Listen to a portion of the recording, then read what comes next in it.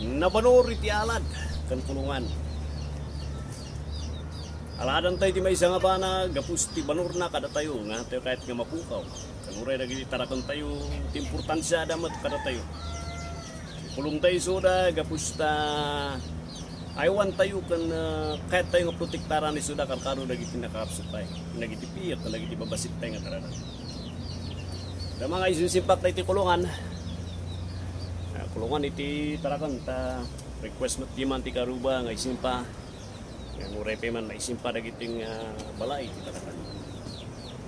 And while I was making dating balay ti tarakan, napan iti panunod ko iti bersikulo iti Job chapter 1 verse 10. It is just one verse, simple verse, but it tells us many things. Iti care, iti importansya tayo iti sangwanan iti Dios, iti banur tayo iti sangwanan iti Dios. Iti provision tayo iti Dios, iti proteksyon iti Dios, kanti pamalubos iti Dios. Iti aming nga sitwasyon iti biyak tayo. And what a great comfort it is. Iti sangwanan ni Apo Dios nga makita tayo nga uray kanya na there is a special nga alad. Iti Apo, iti aming nga sitwasyon ti anak na. Awan ti mapaspasamak ti biyak tayo without God's permission. Iti nga simpo, iti nga sitwasyon. That was the time when the devil went nga nagpasyar, nagbisita basit in heaven. And I believe it is not inside the heaven, but it is outside the heaven. And he was there, and God noticed the presence ni Satan niya, and he said to Satan, "Where have you been?" And kunan ni Satanas, nagapuak jay daga kasti-kastoy. And God was so happy to introduce ni Satanas di may sangadi pa nga matalak. And I'm talking about Job. And he said to Job, and he said to Satan, kini Job, "Have you met my servant Job nga wan pulos parpares? He is a servant that nothing would ever compare to faithfulness na. And will never be like him nga makita kung daga." And kunan ni Satanas, namimit ko iso na. Namadati ba kanya mapo? Ikatom ka di alad mo nga mga lalad kanya na.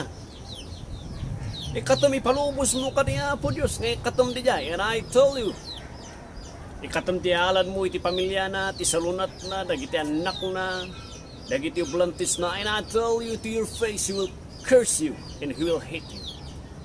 And kunan ni Apo Diyos, sige. Palubos ko, itod ko ti pamalubos. I'm going to remove iti alad kung proteksyon.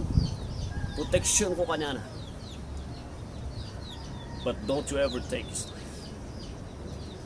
The devil went so excited away from the Lord, from the presence iti Apo, inapan na dinaras nga pa na pinatay dagiti anak ni Job.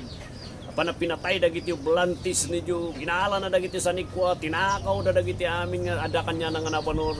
And that happened iti life ni Job. And on this area, it's just a simple story telling us something about a very important truth. And the truth is, iti protection, iti hedge, iti alad, iti Diyos. Nakadagiti anak ti Apo, God has His care, His concern, His protection, and His provision and permission ti aming nga sitwasyon. And is that the kind of life nga mawadpadas kadatang at simpo? I tell you, kung natin sa ti Apo, cling to that verse that happened iti life ni Job. That nothing in our lives, that tayong anak iti Apo, awan iti banag nga haan nga amu iti Dios. It is always dinmalan kini Apo Dios, dinmalan iti pamalubos na, dinmalan iti control na, and everything that has happened iti kaparasan ti biag tayo. Not is out ti Dios. God knows it. God permitted it for a special purpose.